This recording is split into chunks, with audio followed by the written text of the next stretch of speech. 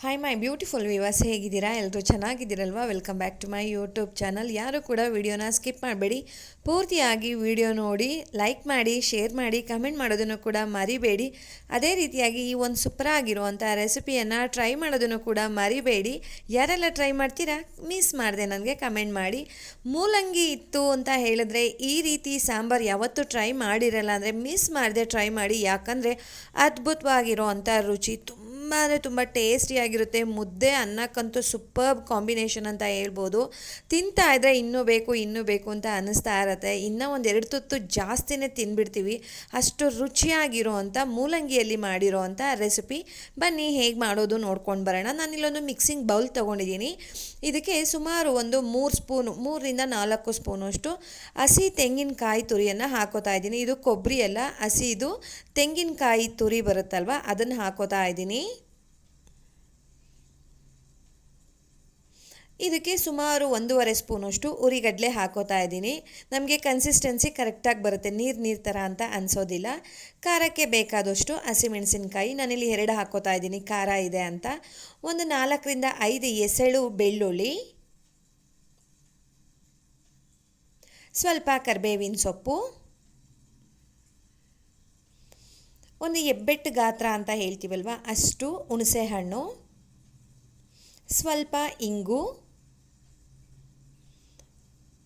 ಸ್ವಲ್ಪ ಕೊತ್ತಂಬರಿ ಸೊಪ್ಪು, ಒಳಮುಷ್ಟಿ ಅಂತ ಹೇಳ್ತೀನಲ್ಲ ಅಷ್ಟು ಹಾಕ್ಕೊಂಡಿದ್ದೀವಿ.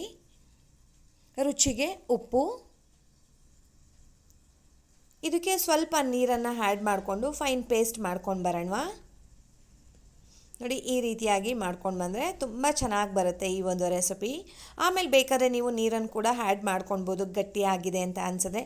ನಾನೀಗ ಮಾಡ್ತಾ ಇರೋವಂಥ ಕ್ವಾಂಟಿಟಿ 4 ಜನ ಸಫಿಷಿಯೆಂಟಾಗಿ ತಿನ್ಬೋದು. ಬನ್ನಿ ಈಗ ನೆಕ್ಸ್ಟ್ ಪ್ರೊಸೆಸನ್ನು ನೋಡೋಣ. ಇಲ್ಲಿ 3 ತುಂಬ ಫ್ರೆಶ್ ಆಗಿರೋ ಅಂಥ ಮೂಲಂಗಿಯನ್ನು ತಗೊಂಡಿದ್ದೀನಿ.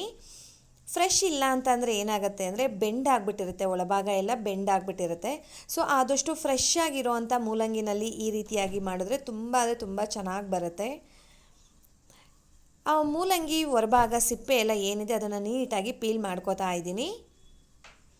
ಇದೇ ರೀತಿಯಾಗಿ 3 ಪೀಲ್ ಮಾಡಿಕೊಂಡು ಆ ಸೈಡ್ ಈ ಸೈಡ್ ಎಡ್ಜಸ್ ಇದೆ ಅಲ್ವಾ, ಅದನ್ನೆಲ್ಲ ಕಟ್ ಮಾಡ್ಕೊಂಡ್ಬಿಟ್ಟು ನೀಟಾಗಿ ಕೊಬ್ಬರಿ ತುರಿಯೋದು ಮಣೆ ಬರುತ್ತೆ ಅಲ್ವಾ, ಸೊ ಅದರಲ್ಲಿ ನೀಟಾಗಿ ಗ್ರೇಟ್ ಮಾಡ್ಕೊಳ್ಳೋಣ.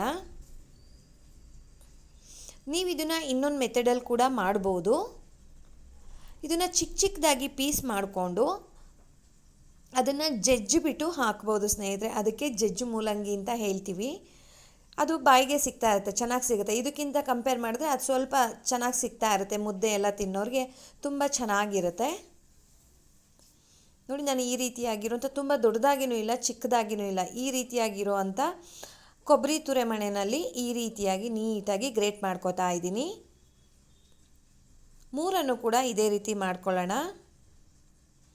ಇದರಲ್ಲಿ ನೀರಿನಂಶ ತುಂಬ ಚೆನ್ನಾಗಿ ಬರುತ್ತೆ. ಅದನ್ನು ಸಪ್ರೇಟ್ ಮಾಡೋದು ಬೇಡ ಸ್ನೇಹಿತರೆ, ಹಿಂಡ್ಬಿಟ್ಟು ಹಾಕೋತಾರೆ ಕೆಲವೊಬ್ಬರು. ಬೇಡ, ಆ ರೀತಿ ಮಾಡೋದು ಬೇಡ. ಅದು ಹೇಗಿರುತ್ತೆ ಅದೇ ರೀತಿಯೇ ತಗೊಳ್ಳೋಣ.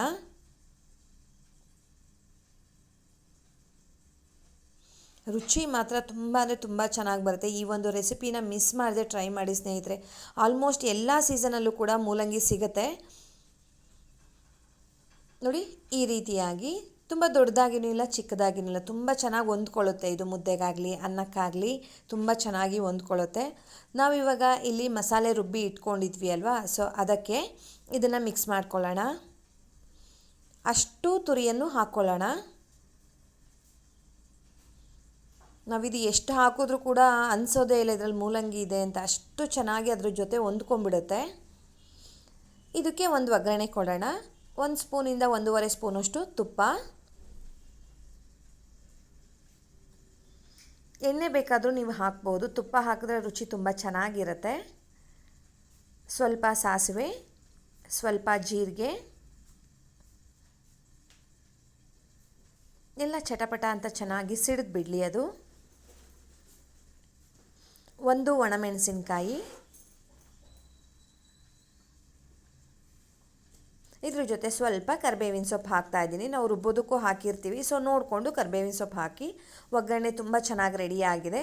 ಇವಾಗ ನಾವಿಲ್ಲಿ ಮಿಕ್ಸ್ ಮಾಡಿ ಇಟ್ಕೊಂಡಿದ್ದೀವಲ್ವ, ನಾವು ರುಬ್ಬಿರೋವಂಥ ಮಸಾಲೆ ಮೂಲಂಗಿ ಅದ್ರ ಜೊತೆ ಈ ಒಂದು ಒಗ್ಗರಣೆನ ಮಿಕ್ಸ್ ಮಾಡ್ತಾ ಇದ್ದೀನಿ.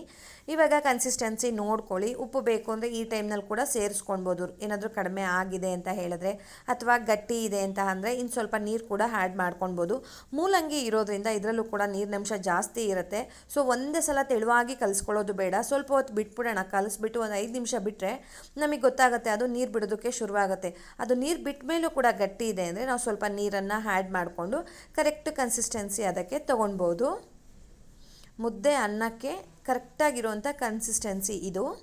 ತುಂಬ ತೆಳುವಾಗಿಯೂ ಇರಬಾರ್ದು, ಗಟ್ಟಿಯಾಗಿಯೂ ಇರಬಾರ್ದು ಸ್ನೇಹಿತರೆ. ಈ ಒಂದು ಸೂಪರಾಗಿರುವಂಥ ರೆಸಿಪಿ ನಿಮ್ಮೆಲ್ಲರಿಗೂ ಕೂಡ ತುಂಬ ಇಷ್ಟ ಆಗುತ್ತೆ ಅಂತ ಅಂದ್ಕೊಂಡಿದ್ದೀನಿ. ಈಸಿಯಾಗಿ ಇನ್ಸ್ಟೆಂಟಾಗಿ ಮಾಡ್ಬೋದು, ವಿತೌಟ್ ಫೈರ್ ಅಂತ ಹೇಳ್ಬೋದು. ಒಗ್ಗರಣೆ ಒಂದು ಬಿಟ್ಟರೆ ಈ ಸಾಂಬಾರಿಗೆ ಸ್ಟವ್ ಹಚ್ಚೋದೇ ಬೇಡ, ಅಷ್ಟು ಚೆನ್ನಾಗಿ ರೆಡಿಯಾಗಿಬಿಡುತ್ತೆ. ಇದು ಒನ್ ಟೈಮ್ ಸಾಂಬಾರು ಸ್ನೇಹಿತರೆ. ಇದು ಬೆಳಗ್ಗೆ ಮಾಡಿಟ್ಟು ಸಂಜೆ ತಿಂತೀನಿ ಅಂತ ಅಂದರೆ ಅದು ಹಾಳಾಗಿಬಿಟ್ಟಿರುತ್ತೆ, ಹಳಸೋಗ್ಬಿಟ್ಟಿರುತ್ತೆ. ಯಾಕೆಂದರೆ ನಾವು ಇದೇನು ಕುದಿಸಿರೋದಿಲ್ಲ ಅಲ್ವಾ, ಸೊ ಅದು ಅಷ್ಟು ಚೆನ್ನಾಗಿರೋದಿಲ್ಲ. ಸೊ ಒನ್ ಟೈಮ್ ಸಾಂಬಾರು ಸಂಜೆ ಟೈಮು ಇಲ್ಲ ಮಧ್ಯಾಹ್ನ ಟೈಮು ಈ ರೀತಿ ಮಾಡ್ಕೊಳ್ಬೋದು. ಸಮ್ಮರ್ ಅಂತ ಏನಿಲ್ಲ, ಎಲ್ಲ ಸೀಸನಲ್ಲೂ ಕೂಡ ಈ ಸಾಂಬಾರನ್ನು ಮಾಡ್ಬೋದು, ತಿನ್ಬೋದು, ಏನೂ ತೊಂದರೆ ಇಲ್ಲ ಸ್ನೇಹಿತರೆ. ಆರೋಗ್ಯಕ್ಕೂ ಕೂಡ ತುಂಬ ಒಳ್ಳೆಯದು. ಮೂಲಂಗಿ ಡೈಜೆಷನ್ಗೆ ತುಂಬ ಒಳ್ಳೆಯದು ಅಂತ ಹೇಳ್ತಾರೆ. ಸೊ ಗ್ಯಾಸ್ಟ್ರಿಕ್ ಕೂಡ ಆಗೋದಿಲ್ಲ ಅಂತ ಹೇಳ್ತಾರೆ. ಸೊ ಇದೇ ರೀತಿಯಾಗಿ ಈ ಒಂದು ಸಾಂಬಾರನ್ನು ನೀವು ಕೂಡ ಟ್ರೈ ಮಾಡಿ, ನಿಮ್ಮೆಲ್ಲರಿಗೂ ಕೂಡ ಇಷ್ಟ ಆಗುತ್ತೆ ಅಂತ ಅಂದ್ಕೊಂಡಿದ್ದೀನಿ. ನಾನಿಲ್ಲಿ ಬಿಸಿ ಅನ್ನ ಜೊತೆ ಸರ್ವ್ ಮಾಡ್ತಾಯಿದ್ದೆ. ಬಿಸಿ ಬಿಸಿ ಅನ್ನ ಜೊತೆ ಅದು ತುಂಬ ಚೆನ್ನಾಗಿತ್ತು.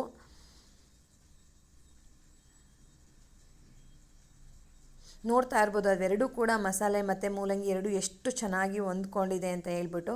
ಸೊ ಮೂಲಂಗಿಯಲ್ಲಿ ಈ ರೀತಿಯಾಗಿಯೂ ಕೂಡ ಸಾಂಬಾರು ಮಾಡ್ಬೋದು ಅಂತ ಹೇಳ್ಬಿಟ್ಟು ತೋರಿಸ್ಕೊಟ್ಟಿರೋದು ಲಾಂಛನಾಸ್ ಲೈಫ್ ಸ್ಟೈಲ್. ಸೊ ಮತ್ತ್ಯಾಕೆ ತಡ, ಲೈಕ್ ಮಾಡೋದನ್ನು ಮಾತ್ರ ಮರಿಬೇಡಿ ಸ್ನೇಹಿತರೆ. ಅದೇ ರೀತಿಯಾಗಿ ನಿಮ್ಮ ಫ್ಯಾಮಿಲಿ ಮೆಂಬರ್ಸ್ಗಾಗಲಿ ನಿಮ್ಮ ಫ್ರೆಂಡ್ ಸರ್ಕಲ್ಗಾಗಲಿ ವಿಡಿಯೋನ ಶೇರ್ ಮಾಡಿ. ಈ ಒಂದು ಜಜ್ಜು ಮೂಲಂಗಿ ರೆಸಿಪಿ ನಿಮ್ಗೆ ಇಷ್ಟ ಆಗಿದೆ ಅಂತ ಅಂದ್ಕೊಂಡಿದ್ದೀನಿ. ಹೋಗಿ ಬರಲಾ? ಬಾಯ್ ಸ್ನೇಹಿತರೆ, ನಮಸ್ತೆ.